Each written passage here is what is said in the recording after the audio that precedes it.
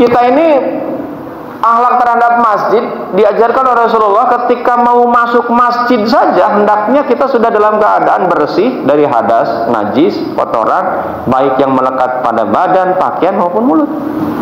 Ini akhlaknya apa? Apalagi masjid sekarang beda dengan zaman Nabi, Pak. Itu kan pernah suatu ketika Rasulullah sedang kumpul taklim, tiba-tiba ada orang Badui kencing tuh. Sahabat kan sempat mau nampol tuh, buat tampol nih. Bahasa Betawi begitu. Kata Rasulullah, udah biarkan saja, dia kan belum tahu itu kan. Tapi jangan bayangin masjid kayak sekarang. Ya kan? Zaman Nabi kan masjidnya pasir bawahnya, atasnya pelapa kurma, jadi masih sangat memungkinkan itu dikuruk sama pasir pun hilang tuh. Nah kalau sekarang ada kencing di pojokan sono gitu, ditampol sangat memungkinkan gitu. Namanya orang udah ada batasannya kan. Nah ini saja Pak, masjid itu sudah terjadi perubahan bentuknya seperti apa. Maka ada orang yang memang dia nggak mau terhadap yang namanya perubahan, terhadap ilat itu dia nggak mau. Dia tetap saklek ngikutin Nabi gitu. Walaupun kadang-kadang dia pakai handphone juga. Dia nggak mau, pokoknya ngikutin Nabi Pak. Kalau nggak ada contohnya Nabi nggak mau. Gitu. Ada orang Pak. Tapi dia di sisi lain dia pakai motor, pakai mobil, ya kan? Pakai pakaian, ya seperti layaknya kita, pakai handphone, gitu kan. Kadang ada orang yang salaman habis sholat, di sholat, ada orang yang mengharamkan. Ada yang mengharamkan. Tapi giliran orang habis sholat liatin handphone, nggak ada yang mengharamkan, ya kan? Itu kan hukumnya sama kan? Kalau saya tanya secara logis gitu kan, nggak usah pakai dalil nas gitu lah, baik itu Al-Quran ataupun hadis gitu. Orang kalau habis sholat kemudian ke toilet boleh nggak? Boleh. Ada nggak Rasulullah nyontohin? Nggak ada. Habis sholat kemudian kita pulang boleh nggak? Boleh. Habis sholat kita makan boleh nggak? Boleh, ya kan? Orang udah selesai sholatnya, ya kan? Habis sholat buka handphone boleh? Boleh, ya kan? Itu kelompok mereka begitu. Ya. Kemudian habis sholat salaman boleh nggak? Boleh. Lebih bagusan mana?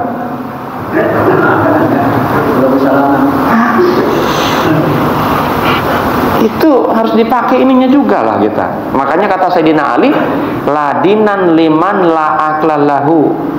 Tidak ada agama bagi orang yang akalnya nggak dipakai. Artinya gila itu. Ya, harus pakai akal waras gitu. Nah, sebab itulah jamaah yang dimuliakan Allah Subhanahu wa taala, tidak semuanya apa yang tidak dicontohkan oleh Nabi itu buruk. Dan tidak semuanya yang dicontohkan oleh Nabi harus diikuti, dan tidak semua sunnah itu harus dilaksanakan.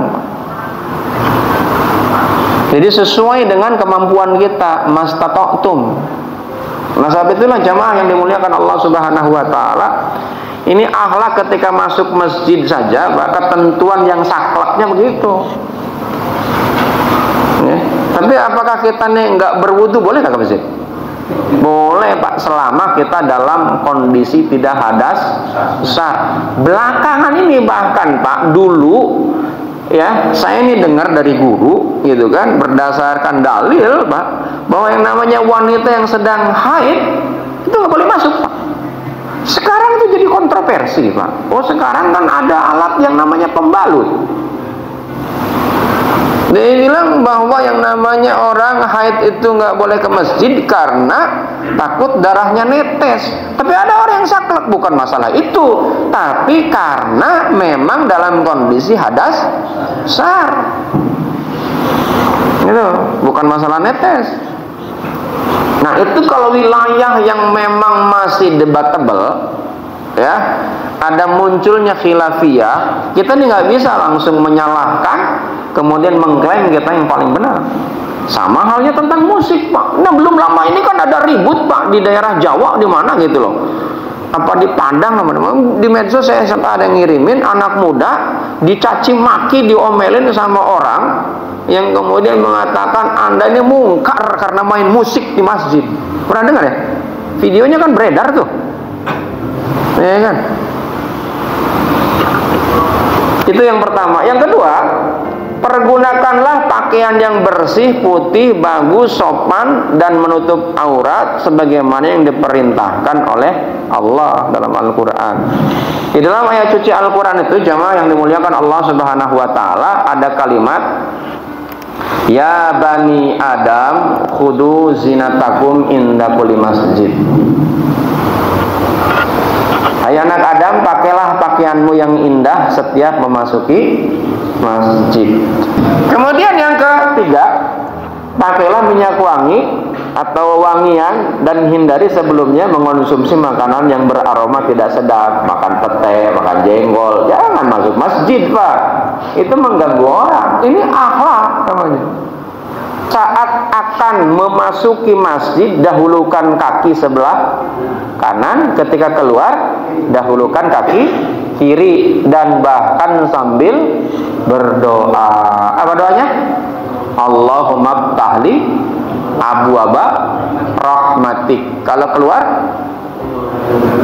bismillahi wassalamu ala rasulillah Allahumma gfirli dunubi waftahli abwaaba rahmatik. Ini lengkapnya. Yang kelima, jemaah yang dimuliakan Allah Subhanahu wa taala, nah ketika kita ke masjid, berniatlah ketika kita masjid untuk iktikaf atau berdiam diri di masjid dan semata-mata beribadah kepada Allah, mendekatkan diri kepadanya. Kemudian tidak mengotori masjid seperti membuang sampah, ludah, dahak dan sejenisnya. Bahkan larangan orang yang junub berdiam di masjid atau larangan wanita haid, itu kan tadi seperti bahas ya, nifas berdiam atau melintas di masjid dalam pandangan Imam Asy-Syafi'i salah satunya untuk menghormati dan menjaga kesucian masjid. Ini singkat-singkat aja karena memang kaitan dengan musik nantinya. Kemudian saat berada di masjid atau di lingkungan masjid, jagalah sikap yang terpuji, maksudnya jagalah sikap yang tak terpuji, seperti berkata kasar, berteriak, bersenda gurau, sibuk bermain telepon seluler yang tidak ada hubungannya dengan ibadah dan sebagainya. Kemudian setelah kita kembali berada di luar masjid, hati kita pun hendaknya selalu bergantung padanya. Sebab di antara 7 golongan yang akan mendapatkan naungan Allah pada hari kiamat, sebagaimana hadis Rasulullah, adalah seorang laki-laki yang hatinya terpaut atau bergantung pada masjid. Hati kita ingin segera kembali lagi ke masjid karena menyadari bahwa di antara perkara yang dapat menghapus dosa-dosa kecil adalah melangkahkan kaki kita ke masjid. Ketika kita nih kaitan dengan masjid, tolong itu perhatikan, jangan sampai kemudian masjid ini dijadikan sebagai tempat seperti pada umumnya.